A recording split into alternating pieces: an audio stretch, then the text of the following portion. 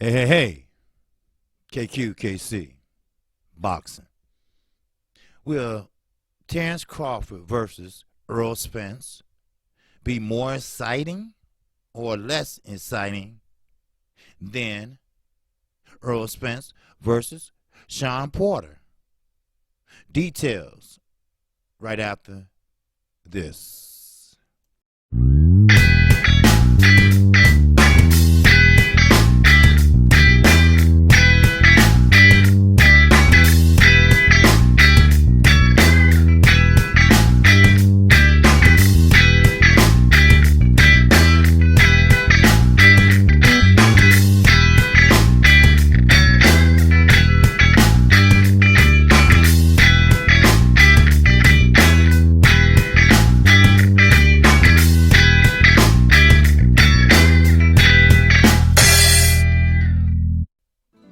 All right.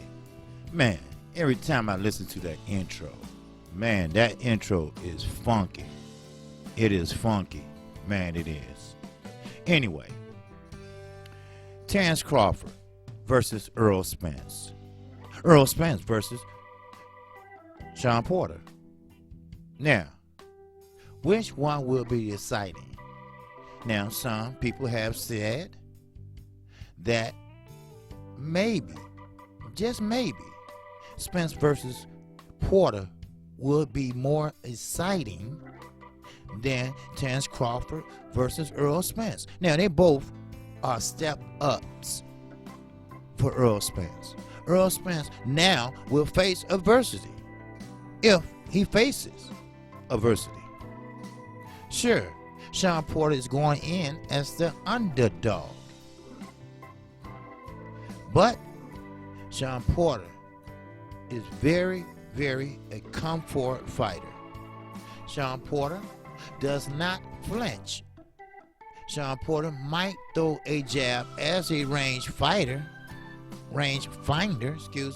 just to get in. Because, of course, he's short and has short arms. He will throw a jab. He will throw maybe two jabs, only to get inside. But of course, Derrick James, Team Spence knows that. So, what would the game plan be? Of course, we know that you will get countered if you go straight back. So, first of all, as we all learned from the Thurman fight, that you go side to side or you go around. You utilize that ring. You stop, and maybe an uppercut will stop him in his tracks, or a straight jab. But we all know Earl Spence. We all know that hunger in him. We all know that tenacity in him. We all know that he is hungry to unify that whole welterweight division. We know he's been chasing Keith Thurman. We know that Manny Pacquiao was up, but he turned it down for obvious reasons. Because guess what? Earl Spence is what we call a naturally gifted fighter. Great balance, great movement. He sit down on his punches, good punch placement, good accuracy. He's fundamentally sound. Now, if Sean Porter fundamentally sound, no, he's not. But what he does, it works. If it works, don't fix it if it ain't broke. See, what Sean Porter has done has gave him the WBC welterweight title. Yes, it has. What Earl Spence has done has gave him the IBF welterweight title. Now, the gladiators will clash.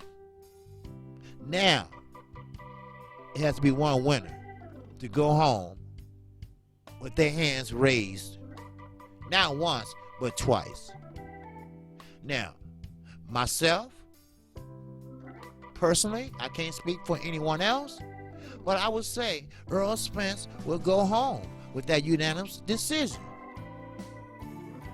And at worst scenario, maybe a split decision with Earl Spence winning. But I cannot, and I promise you, I cannot see a knockout. Now, this is KQKC, personal opinion. But now we get to the question. Will that Porter fight be action-packed? Will the crowd stand up and give him a round of applause after the 12th round, after the bell rings? Or would they say, hey, it wasn't exciting like I thought? Something like a Manny Pacquiao and Floyd Mayweather. But keep in mind, Floyd Mayweather and Manny Pacquiao, it took 5 years to make that fight.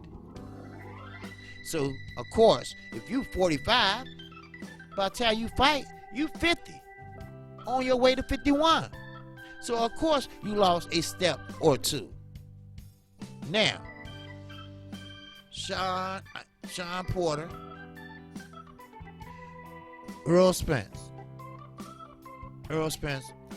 winner. Now, Terrence Crawford and Earl Spence. If that fight, which I hear they're in talks, come to fruition right after the Porter and Spence fight. First of all, if everything goes according to plan, Earl Spence would be a two-time unified champion. Now, think about it. He would be the A side, just on the 2 belts versus Terrence Crawford, 1 belt alone. Now, Terrence Crawford, he don't have nobody else to fight. Why? Because we have all the champs. Not we, but PBC has the champs. Now, when that do happen, and hopefully real soon, right after the Porter fight, if he doesn't take any punishment, like headbutts, because we know how Porter fights, then Terrence Crawford and Earl Spence Jr. would be the next gladiators to fight. But keep this in mind. Will they be like a Mayweather and Pacquiao? Or will they show some action-packed fighting? Or will they be your basic counterpunchers? We know that they are both of them are fundamentally sound. Yes, Terrence Crawford can switch from one hand to the other, but that doesn't matter with Earl Spence. Earl Spence is a southpaw. Earl Spence has tagged Mikey Garcia many times with his right jab. And Mikey Garcia was fundamentally sound. He just was too small. And he jumped up too soon. Now, I will give you my breakdown on Terrence Crawford and Earl Spence. Now, keep in mind, this is boxing. And anything, as the past has shown us, anything can happen in the sport of boxing. Keep that in mind. Anything can happen. The boxing guys are telling me that Earl Spence will unify the whole 147 division. Now, am I right? Is the boxing guys wrong? Only time will tell. We as boxing fans, we as boxing enthusiasts, we are owed this. We are owed the best fight out there possible. We have had our attention on the heavyweight division for some time now, which is good, which is great, because we all know that once, just once, the heavyweight division go away, so do boxing. So we always have to focus on the heavyweight sooner or later, or here and there. I'm KQ, KC Boxing. Oh, I will give you a breakdown on Terrence Crawford and Earl Spence at a later date, but I don't want to look past Sean Porter, and you shouldn't either. KQKC always give you the real talk. If you like the content of this video, feel free to subscribe.